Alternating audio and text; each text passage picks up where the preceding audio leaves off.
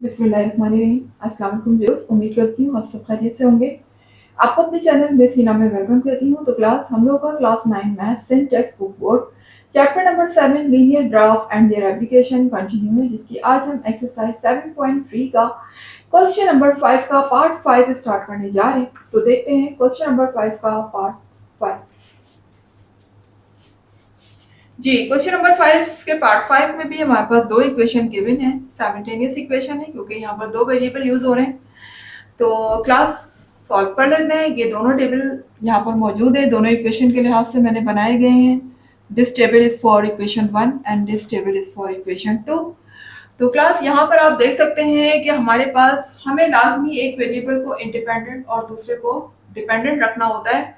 तो मैंने आपसे कहा कि नॉर्मली आप उस वेरिएबल को डिपेंडेंट रखा करें जिसके साथ कोई कोफिशिएंट ना हो, ठीक है ना।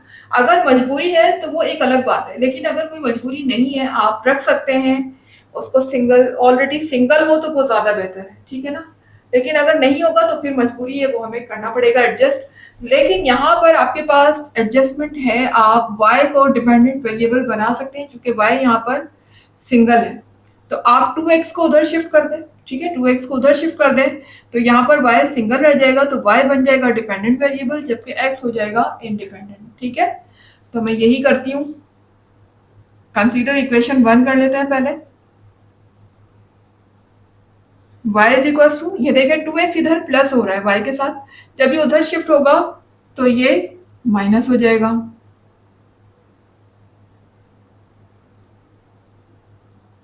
ठीक है, ये मेरी क्या हो गई, इक्वेशन 1 है। थोड़ा सा इसको मैंने बस आगे पीछे कर ली, वैल्यू को थोड़ा इधर से उधर लेगा ताकि हम डिपेंडेंट और इंडिपेंडेंट वेरिएबल के दरमियान डिफरेंस कर सकें। तो क्लास अब यहाँ पर हम y के लिए इसको सॉल्व करेंगे और x की वैल्यू हम खुद से पुट करेंगे, तो उसके साथ साथ y की वैल्यू डिपेंड करेगी और वो खुद ब खुद चेंज होती रहेगी। तो मैंने यहाँ पर x की डिफरेंट वैल्यू जैसे कि हम शुरू से लेते आ रहे हैं, कुछ वैल्यू माइनस की लेनी है और कुछ वैल्यू प्लस की लेनी है, ठीक है। तो मैं x की वैल्यू रखती जाऊंगी और मुझे y की वैल्यू मिलती जाएगी। तो फर्स्ट वैल्यू हम x की रख लेते हैं -3। तो लिखिएगा put x is equal to -3 in equation 1। Equation 1 ये रही, यहां मैं रखने जा रही हूँ -3।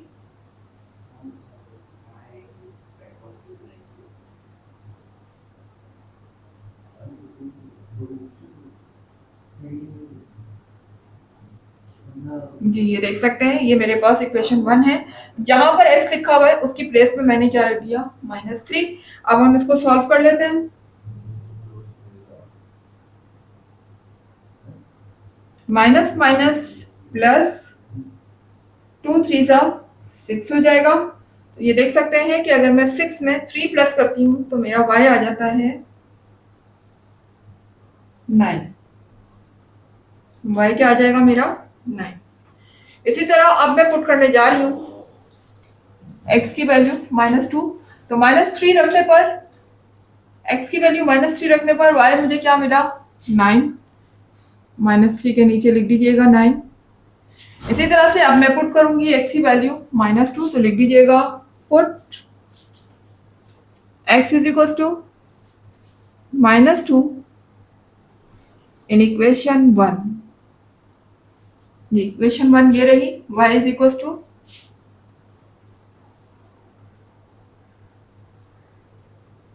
-2 और जहां पर x है वहां मैं क्या पुट कर दूंगी, -2। जी, सॉल्व कर लेते हैं इसको further.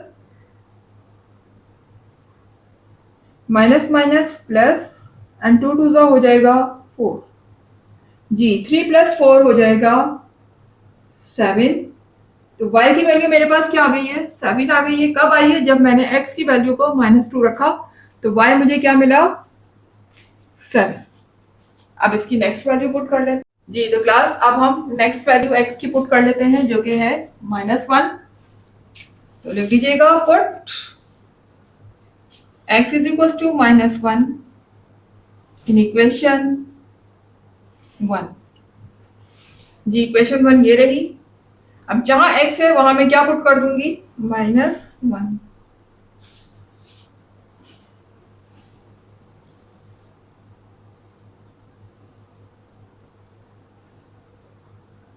Minus minus plus, 2 one जा 2 हो जाएगा। और y की वैल्यू मुझे यहाँ पर क्या मिल जाएगी, 3 + 2 5। जी, जब मैंने x की वैल्यू को -1 रखा तो y मुझे क्या मिला, 5। तो -1 के नीचे लिख दीजिएगा 5। जी, अब रख देते हैं x की वैल्यू 1। तो put x = 1 in equation 1। Equation 1 आपके सामने है। यहाँ x की प्लेस में अब हम क्या रखेंगे, 1।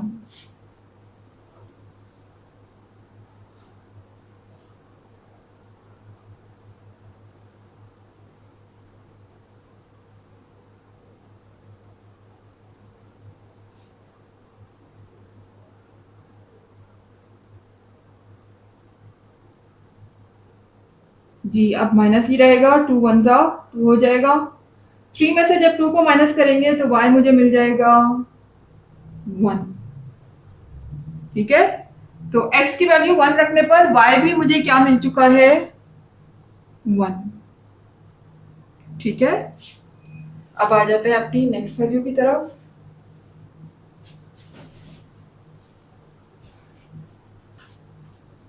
जी, तो क्लास x की वैल्यू 1 तक हम पुट कर चुके थे। अब हम नेक्स्ट वैल्यू x की पुट करने जा रहे हैं जो कि है 2। तो रख लेते हैं पुट x = 2 इन इक्वेशन 1। जी, तो इक्वेशन 1 आपके सामने है।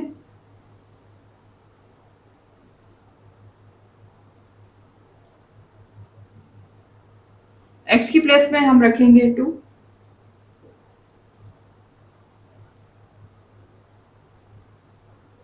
-2 2 जा 4 हो जाएगा। देखें, 3 मेरा प्लस है जबकि 4 माइनस है, अपोजिट साइन है दोनों की। तो यहाँ पर क्या होगा, सब्ट्रैक्शन होगी। 4 में से हम 3 को माइनस करेंगे तो यहाँ पर 1 बचेगा, बट 1 के साथ आ जाएगा minus sign, because greater number के साथ हमारा माइनस साइन लगा हुआ है। तो आप 1 के साथ भी माइनस साइन लगा दें। जी, तो जब मैंने x की वैल्यू को 2 रखा तो y मुझे क्या मिला, -1। अब नेक्स्ट वैल्यू रख लेते हैं x की 3। Put x = 3 in equation 1। जी, इक्वेशन 1 ये रही। y = 3 - 2, और जहां पर x है वहां मैं पुट कर दूंगी 3 - 2 3 जा 6 हो जाएगा। और देखिए यहाँ वैल्यू एक प्लस है एक माइनस है, तो हम सब्ट्रैक्ट करेंगे। 6 में से 3 माइनस होगा तो मेरा रिमेनिंग आएगा 3, और 3 के साथ आ जाएगा माइनस साइन, बिकॉज जो हमारा रिमेनिंग जो आंसर आ रहा है वो ग्रेटर नंबर में से बच रहा है। 6 में से बच रहा है तो जाहिर है कि 6 के साथ माइनस साइन है तो इसके साथ भी माइनस आ जाएगा। तो देखें, जब हमने x की वैल्यू को 3 रखा तो y मुझे क्या मिला, -3। जी, तो क्लास x की वैल्यू 3 तक हम पुट कर चुके थे। नेक्स्ट वैल्यू हमारी क्या है, 4। अब हम रखने जा रहे हैं x की प्लेस में 4। तो लिख दीजिएगा put x = 4 in equation 1। Equation 1 ये रही।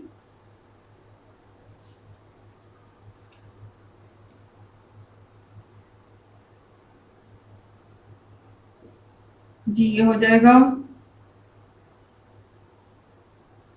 2 4 जा 8। जी, 3 प्लस का 8 माइनस का सब्ट्रैक्शन होगी। जाहिर है ग्रेटर नंबर में से स्मॉलर नंबर को हम माइनस करेंगे। 8 में से 3 माइनस होगा तो मेरा रिमेनिंग होगा 5, और 5 के साथ आ जाएगा minus sign, because the greater number hold the minus sign. ठीक है, that's why the remaining number जो हमारे पास आएगा उसके साथ भी माइनस साइन लगेगा। तो क्लास जब मैंने x की वैल्यू को 4 रखा तो y मुझे क्या मिला, -5, 4 के नीचे लिख दीजिएगा आप -5। तो क्लास आप देख सकते हैं इक्वेशन 1 का टेबल मेरा हो चुका है कंप्लीट। ठीक है, इक्वेशन 1 हमने कंप्लीटली सॉल्व कर लिया है। अब हम आ जाते हैं अपनी इक्वेशन 2 की तरफ। जी, तो क्लास अब हम आ गए अपनी इक्वेशन 2 की तरफ। अब इक्वेशन 2 को कंसीडर कर लेते हैं। इक्वेशन 1 का टेबल आपके सामने है, सॉल्व हो चुकी है equation 1। Now we are going to solve equation 2। तो लिख लेते हैं कंसीडर इक्वेशन 2। इक्वेशन 2 मेरे पास है x minus y is equal to 0।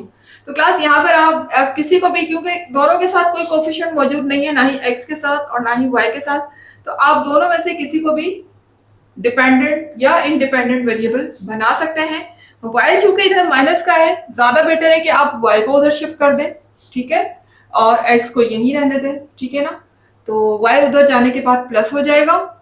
0 में जब y प्लस होगा तो मुझे ये बताएं कि y पर कोई फर्क पड़ेगा या 0 पे कोई, क्योंकि 0 किसी भी वैल्यू पे कोई इफेक्ट नहीं डालता है।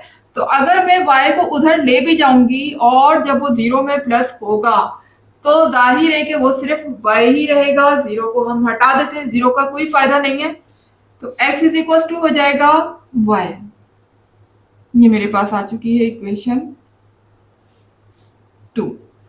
तो क्लास यहाँ पर आप देख सकते हैं बहुत ही इजी इक्वेशन है। जो भी वैल्यू हम y की रखेंगे वो ऑटोमेटिकली x की आती रहेगी, ठीक है। तो दोनों ही एक दूसरे के इक्वल है, तो जाहिर है अगर हम y की प्लेस में -3 रखते हैं तो x भी -3 आ जाएगा। लिखते जाइए -3। y की प्लेस में अगर -2 रखते हैं, ऊपर लिख लीजिएगा put x is equal to -3 in equation 2। ठीक है, पहले हमने -3 रखी, अब हम रखने जा रहे हैं -2। लिख दीजिएगा put x is equal to -2 in equation 2। Equation 2 में जब -2 रखेंगे तो ऑब्वियसली x भी -2 आ जाएगा, बिकॉज दोनों एक दूसरे के क्या है, इक्वल है। तो x भी -2 आ गया। तो जब मैंने x की वैल्यू को -2 रखा, सॉरी y की वैल्यू को मैंने -2 रखा, तो x भी मुझे क्या मिला, -2। ठीक है, आपके सामने है, क्योंकि दोनों बोथ आर इक्वल। इसी तरह से बाकी वैल्यू भी रखते चले जाते हैं हम। पुट, सॉरी यहाँ हम y की वैल्यू को रख रहे हैं क्लास, तो यहाँ y लिखिएगा, ठीक है। Put y is equal to -3, put y is equal to -2। ठीक है, x चूंकि हमने डिपेंडेंट वेरिएबल लिया है, y इंडिपेंडेंट है, तो हम हर जगह पर y की वैल्यू को पुट कर रहे हैं, और x हमारे पास जो है वो खुद ब खुद आता रह रहा है, क्योंकि x किस पे डिपेंड कर रहा है, y पर। जी, तो यहाँ लिखिएगा put y is equal to -1 in equation 2। तो y की वैल्यू अब मुझे क्या रखनी है, -1। तो x भी मेरे पास क्या आ जाएगा, -1 आ जाएगा। Both are equal. ठीक है ना, कितनी इजी हमारे पास ये आ गई है इक्वेशन, कि जिसमें हमें कुछ सॉल्व ही नहीं करना पड़ा। जो भी वैल्यू हम y की रखते हैं ऑटोमेटिकली x की वही वैल्यू आती जाती है। तो यहाँ देखिएगा, जब मैंने y की वैल्यू को -1 रखा तो x भी मुझे क्या मिल गया, -1। इसी तरह से जब मैं y की वैल्यू को 1 रखूंगी, put y is equal to 1 in equation 2। Equation 2 ये रही। तो मैंने y की प्लेस में 1 रखा, तो x भी मुझे क्या मिल गया, 1। ये लीजिएगा, x भी 1 आ गया। ठीक है, उसके बाद जब मैं y की वैल्यू को 2 रखूंगी, कॉमन सेंस है, मुझे x भी 2 मिलेगा। Put y is equal to 2 in equation 2।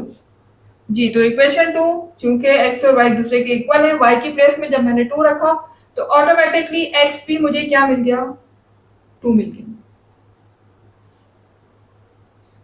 ये देख सकते हैं आप। ठीक है,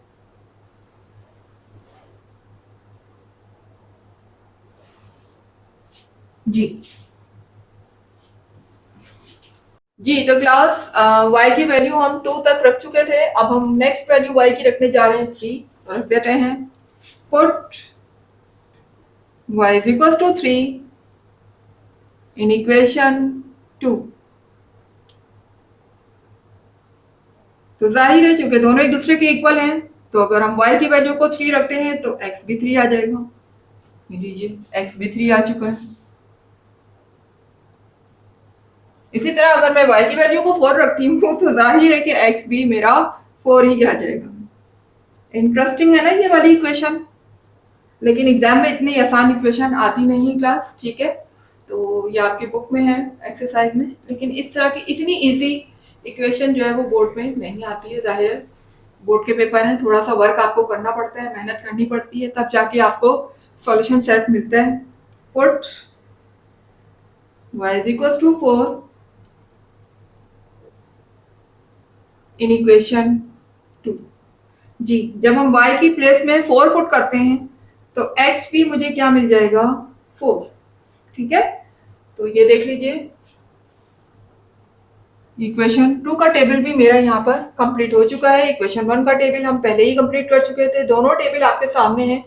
that is the table of equation 1 and this is equation 2। अब इसमें हम तलाश कर लेते हैं सॉल्यूशन सेट को। तो सॉल्यूशन सेट क्या होता है, जो कि दोनों टेबल में कॉमन हो, ठीक है ना, इस टेबल में भी हो और इस टेबल में भी हो। तो आप देख सकते हैं कि 1 और 1 यहाँ भी है इस टेबल में। अगर हम इक्वेशन 1 के टेबल को देखें तो 1 और 1 यहाँ भी है, और अगर हम इक्वेशन 2 को देखें तो 1 और 1 यहाँ भी, यानी ये 1 और 1 का जो सेट है ये दोनों टेबल में कॉमन है। तो that is our solution set, यही हमारा क्या होगा सॉल्यूशन सेट होगा, और यही हमारा आंसर होगा 1 एंड 1, ठीक है ना। ये हमारा सॉल्यूशन सेट है। अब इस सॉल्यूशन सेट को ग्राफ में कैसे हम प्लॉट करेंगे इन वैल्यू को, और ग्राफ के जरिए कैसे हम रिप्रेजेंट करेंगे सॉल्यूशन सेट को, आइए हम ग्राफ की तरफ चलते हैं। जी तो क्लास आ गए हैं ग्राफ की तरफ। देख लीजिए ये हमारे पास इक्वेशन 1 का टेबल है, ये इक्वेशन 2 का टेबल है, और सॉल्यूशन सेट आपके सामने है जो कि दोनों टेबल में कॉमन है 1 1 1 1, ठीक है। और देख लीजिए कि ग्राफ में जो मैंने स्केलिंग की है वो किस तरह से की है कि स्केल आप देख सकते हैं along x axis 5 small square is equal to 1 unit. अब हम यहाँ पर इजीली 5 स्मॉल स्क्वायर के हिसाब से ले सकते हैं, क्योंकि हमारे पास वैल्यू y की और x की बहुत ज्यादा ग्रेटर नहीं है, तो स्मॉल स्केल लेने की जरूरत नहीं है। आप नॉर्मल स्केल ले सकते हैं, जैसे कि हम लेते हैं 5 स्मॉल स्क्वायर का। इसी तरह से मैंने y पे लिया along y axis 5 small square is equal to 1 unit. तो ये मेरा स्केल है। मैंने स्केल लिखने के लिए बोर्ड का यूज किया है ताकि आपको स्केल क्लियरली तौर पर नजर आए, लेकिन आपने ये स्केल कहाँ लिखना है ग्राफ पेपर के कॉर्नर पर, ठीक है। तो क्लास अब हम शुरू करते हैं अपने इक्वेशन 1 की वैल्यू को प्लॉट करना। पहले हम लेते हैं x की वैल्यू -3 y 9। जी तो क्लास ग्राफ पेपर पर प्लॉट करने जा रहे हैं हम इक्वेशन 1 की वैल्यूज को। तो हमारी जो फर्स्ट वैल्यू है x की वो है -3 और y की है 9। टेबल यकीनन आपके सामने होगा क्लास, अभी स्क्रीन पर शो नहीं हो रहा, आप अपने पास टेबल लिख के रख लिया करें ताकि जब वैल्यू को मैं प्लॉट कर रही हूँ तो आप नोट करते जाएं कि वैल्यू किस तरह से प्लॉट की जा रही है।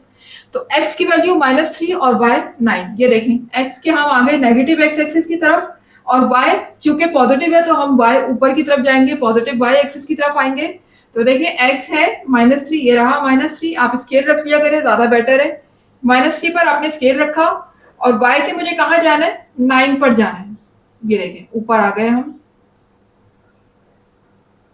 ये रहा 9, ठीक है।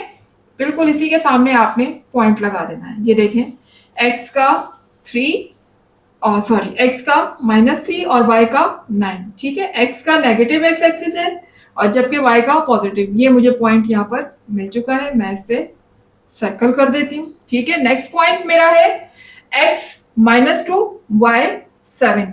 तो x -2 ये रहा, स्केल रख लीजिए, और y है 7। देखिए -2 पे एग्जैक्टली जब मैं स्केल रखती हूँ तो y के 7 पर मुझे जाना है। तो देखिए ये रहा 7 y का, बिल्कुल इसी के सामने आपने पॉइंट लगा देना है। ये देखिए x का -2 और y का 7, ये मैंने इस पॉइंट को सर्कल भी कर दिया। फिर नेक्स्ट है मेरी x -1 और y 5। ये रहा x -1 और y 5, यानी कि मुझे अभी भी पॉजिटिव y एक्सिस की तरफ ही रहना है। तो ये लीजिए x1 और y5 ये रहा। ये आप देख सकते हैं 5 के बिल्कुल सामने। और नेगेटिव x एक्सिस का मुझे लेना है -1, तो -1 से मैंने स्केल रखा और ये पॉइंट मुझे मिल गया है यहाँ पर x का -1 और y का 5। मैं इस पॉइंट को सर्कल कर देती हूँ, ठीक है। उसके बाद फिर दोनों का 1 है, यानी x का भी 1 और y का भी 1, जो कि हमारा सॉल्यूशन सेट भी है। तो देखिए x का 1 तो ये रहा और y का 1 चूंकि मुझे ऊपर जाना है, ये यही मिल गया मुझे। ये देखिए बिल्कुल y के 1 के सामने लगा दीजिएगा और ये पॉजिटिव x की तरफ आना है। अब चूंकि पॉजिटिव है वैल्यू, तो यहाँ पर x का 1 और y का 1 ये मैंने सर्कल कर दिया इसको। उसके बाद फिर x का 2 और y का -1, तो x का 2 ये रहा पॉजिटिव है और y नेगेटिव आ गया, तो अब हम नीचे की तरफ आ जाएंगे। पॉजिटिव वैल्यू खत्म हो गई, अब हम नेगेटिव की तरफ आ गए।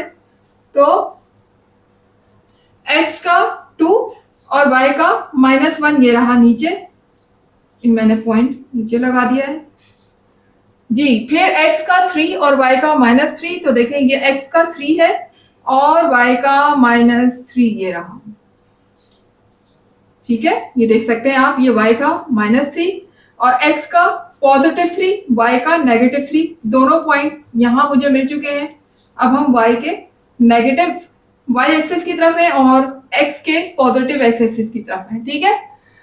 अच्छा जी, दोनों का 3 है, एक पॉजिटिव है एक नेगेटिव है। x का 3 y का -3। अच्छा, अब उसके बाद आ जाते हैं x का 4 y का -5, तो x का 4 ये रहा और y का -5 ये रहा, ठीक है।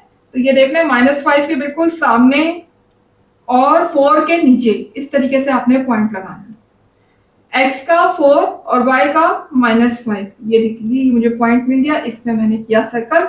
तो आप देख सकते हैं कि इक्वेशन 1 के तमाम पॉइंट मुझे यहाँ पर मिल चुके हैं। अब मैं इन तमाम पॉइंट्स को आपको ज्वाइंट भी करके दिखा देती हूँ। तो ये देखिएगा मैं इनको ज्वाइंट कर रही हूँ आपके सामने।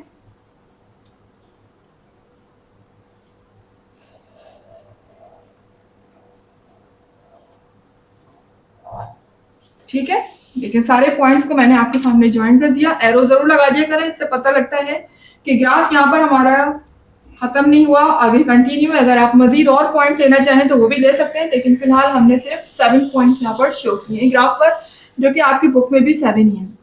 तो अब हम आ जाते हैं इक्वेशन 2 की तरफ।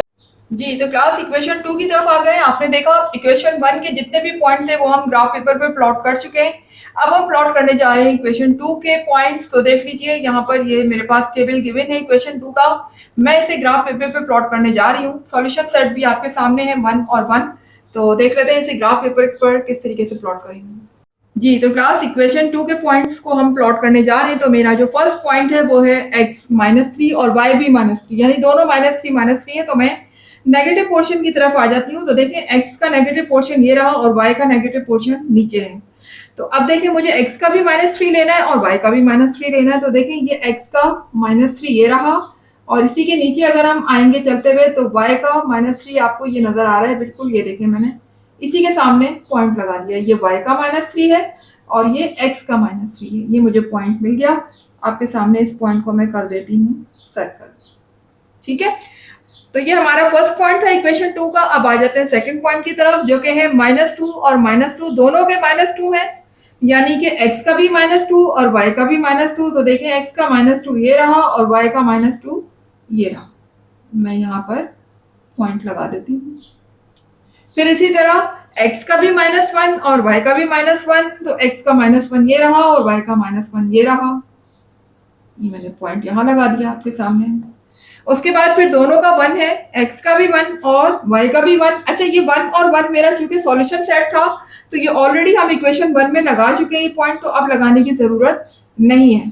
अच्छा, दूसरा जो नेक्स्ट पॉइंट है वो है 2 और 2, यानी x का भी 2 और y का भी 2। तो देखिए x का भी 2 और y का भी 2, ये रहा y का 2 और ये रहा x का 2। दोनों पॉइंट यहां पर आकर मिलेंगे, ये मैंने इसको सर्कल कर दिया। फिर x का भी 3 और y का भी 3। तो देखेंगे x का 3 और ये y का 3 आपके सामने ऊपर है। ये मैं यहाँ पर पॉइंट प्लॉट कर देती हूँ, ये देखिए, ठीक है। फिर x का भी 4 और y का भी 4। तो ये देखें x का 4 और y का 4, ये रहा y का 4 और ये रहा x का 4। दोनों पॉइंट मुझे यहां पर मिल चुके हैं। मैं इसको सर्कल कर देती हूँ। तो आप देख सकते हैं ये जितने भी पॉइंट मुझे मिले हैं ये किसके हैं, इक्वेशन 2 के। आपको मैं ज्वाइन करके भी दिखा देती हूँ इन पॉइंट्स को।